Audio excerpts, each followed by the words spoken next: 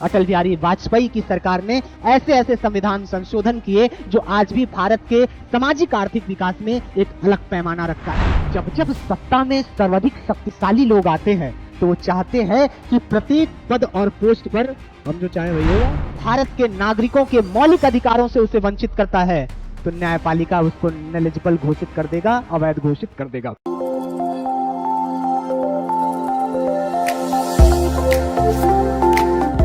स्वागत है आप सभी का एग्जाम 30 के प्लेटफॉर्म पे। पिछले एपिसोड में हमने पहले संविधान संशोधन से 44वें संविधान संशोधन तक जितनी भी बातें की गई हैं, इस संशोधन में जो चेंजेस की गए हैं मूल संविधान से इस संशोधनों के द्वारा, उनको भली भांति देख लिया है और काफी हद तक वो आपको समझ में भी आ गया होगा।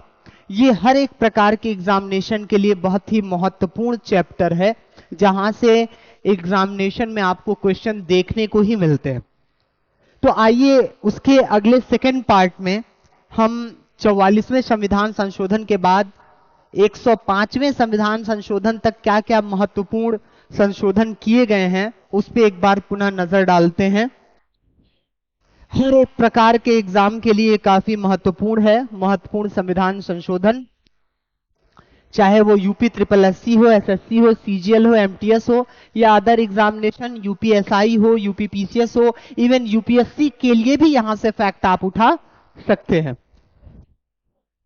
तो सबसे पहले वापस से हम जाने कि संविधान में संशोधन करने का अधिकार संसद को है और संसद यह अधिकार पाती है भाग 20 के आर्टिकल 368 से। ठीक है, पहला देख लिया है हमने, 44वें तक देख लिया है, ये रहा 44वां। अब नेक्स्ट देखना है। अगला महत्वपूर्ण संविधान संशोधन है 52वां संविधान संशोधन 1985। हुआ ये कि भारत की राजनीति में इस वक्त तक एक कहावत कही जाने लगी, आया राम और गया राम। ये एक ऐसे व्यक्ति की कहानी थी उस वक्त के जो दिन भर में लगातार पार्टियां बदलते रहे। तो लोकतांत्रिक व्यवस्था में अगर चुने गए सांसद और विधायक दिन ब दिन अपनी पार्टियां बदलते रहे और अपनी इच्छाओं और अपने हित के अनुसार काम करते रहे तो संवैधानिक लोकतंत्र पे एक नया प्रश्न चिन्ह खड़ा हो जाता और खड़ा हो रहा था। लगातार सरकारें अस्थिर हो रही थी। सरकारों को गिराना, बनाना और फिर गिराना ये लोकतंत्र की हत्या के समान था। इसलिए उस वक्त की राजीव गांधी की सरकार ने फैसला लिया कि अब एक ऐसे कानून की आवश्यकता है जिसमें दल बदल को अपराध घोषित किया जाए और उन सदस्यों की सदस्यता रद्द की जाए जो अपने हित के लिए पार्टी बदलते हैं। परंतु अगर कोई पार्टी का 2/3%, जिसको 91वें संविधान संशोधन के लिए किया गया,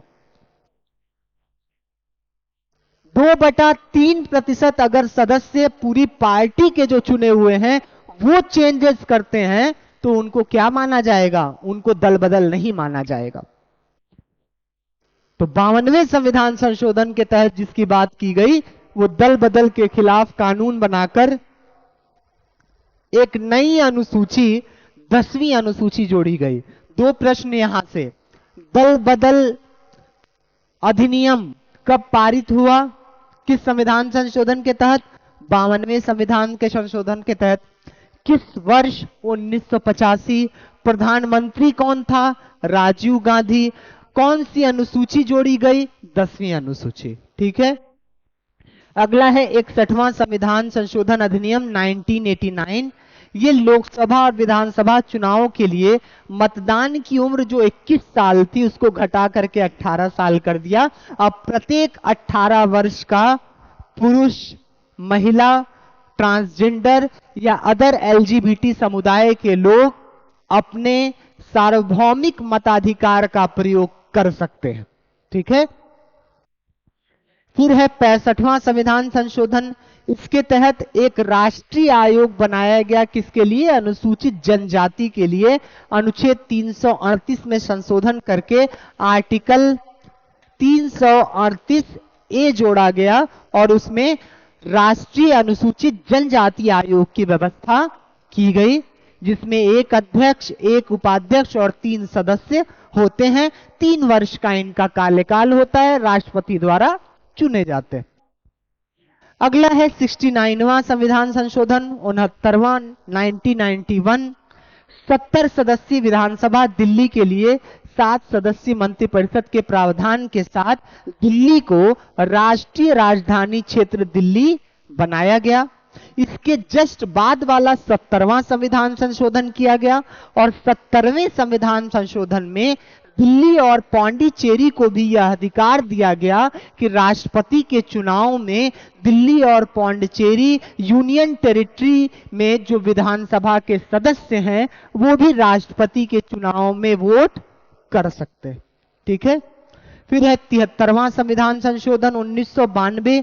इसके तहत जो पंचायती राज के बारे में directive principle of state policy में बताया गया था, उसी को इंप्लीमेंट करके पंचायतों को क्या किया गया, संवैधानिक दर्जा प्रदान किया गया और एक नया भाग जोड़ा गया, भाग 9, और एक नई अनुसूची शेड्यूल जोड़ी गई, 11वें नंबर की शेड्यूल जोड़ी गई और पंचायत को संवैधानिक दर्जा मिला।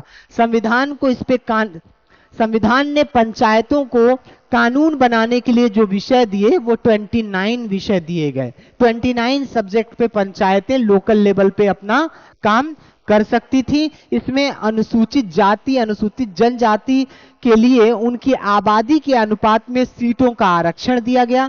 साथ ही साथ महिलाओं को प्रत्येक पोस्ट पे, चाहे वो सदस्यता का हो, अध्यक्षता का हो, उन सभी पोस्टों पे 33% आरक्षण दिए गए, जिसको बाद में कुछ राज्यों ने बढ़ा करके 50% भी अपने अनुसार कर लिया है।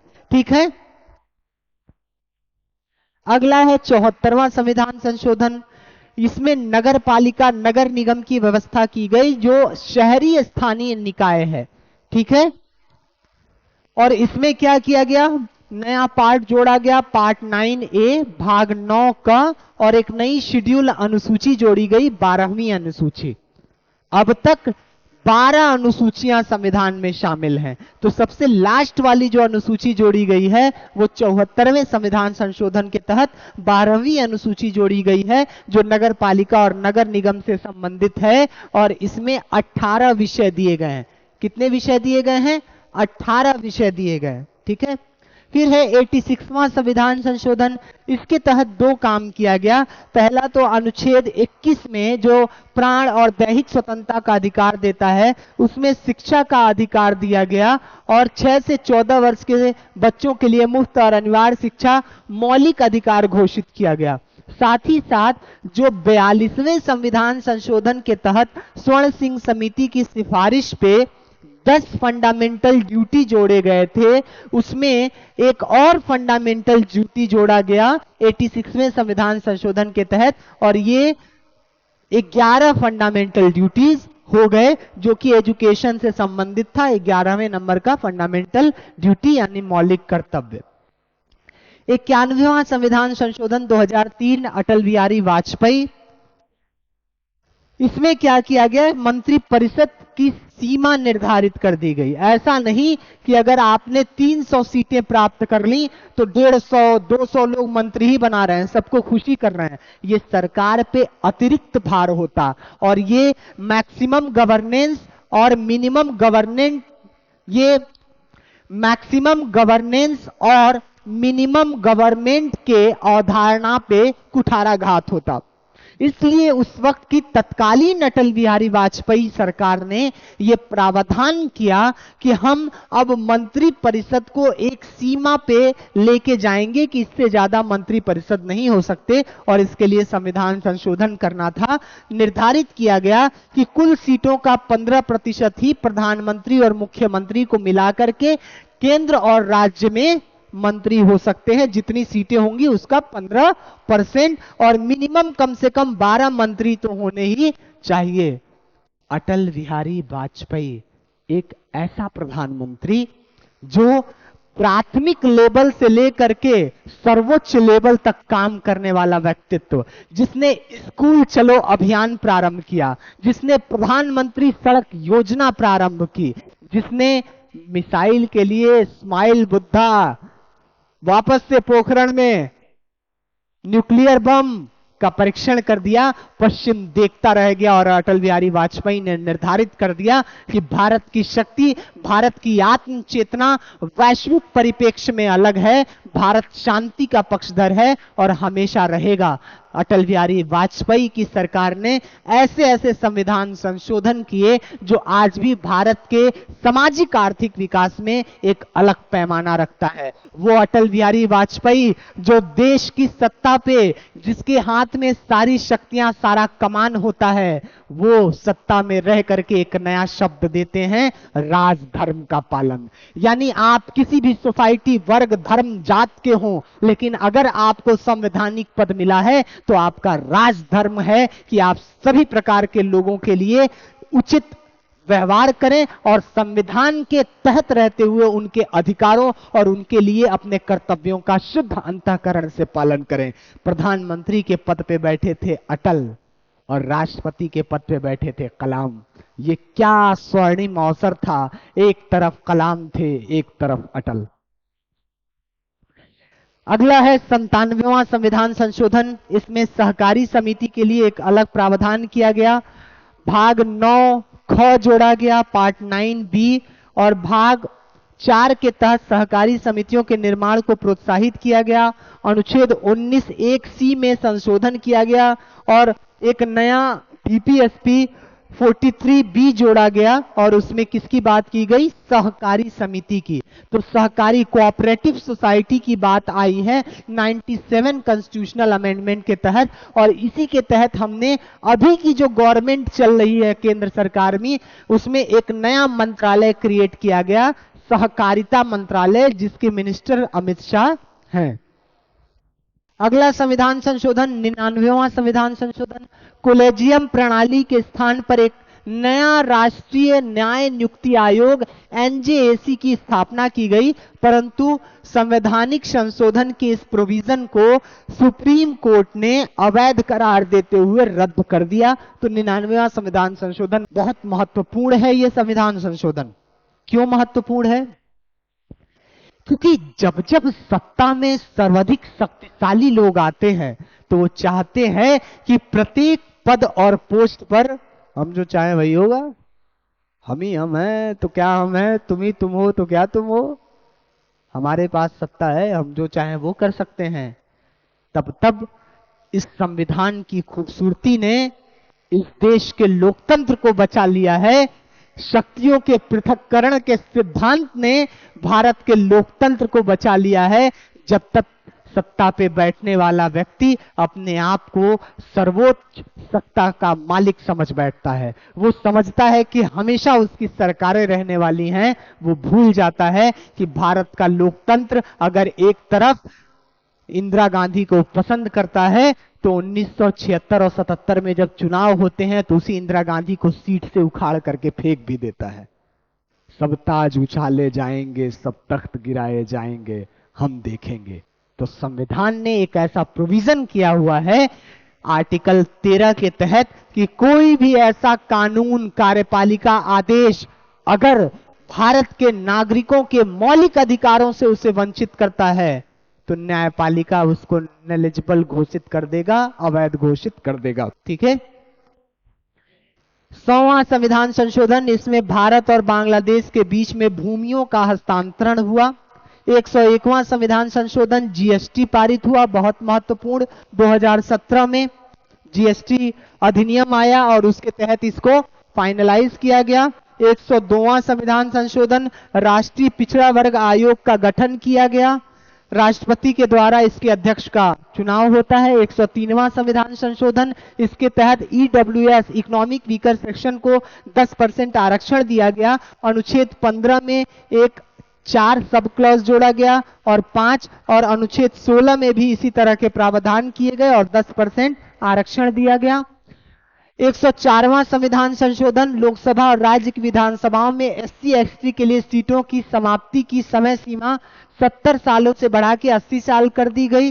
ठीक है, अब ये क्या हो गया, और अधिक 10 साल के लिए इनके लिए जो आरक्षण की सीट थी उसको बढ़ा दी गई है। और एंग्लो इंडियन समुदाय के लिए जो लोकसभा में 2 और राज्य विधानसभाओं में 1 आरक्षण की व्यवस्था थी उसको भी समाप्त कर दिया गया। अब देखते हैं इस संविधान संशोधन पे आधारित प्रीवियस ईयर में क्वेश्चन कैसे आए हैं, जिसको आपको टैकल करना है। संविधान संशोधन के लिए किस भाग एवं अनुच्छेद में संविधान संशोधन प्रक्रिया का उल्लेख मिलता है? भाग 1 में, भाग 3 में, भाग 16 में या भाग 20 में? तो आप देखेंगे भाग 20 में अनुच्छेद 368 के तहत संविधान संशोधन की बात की गई है।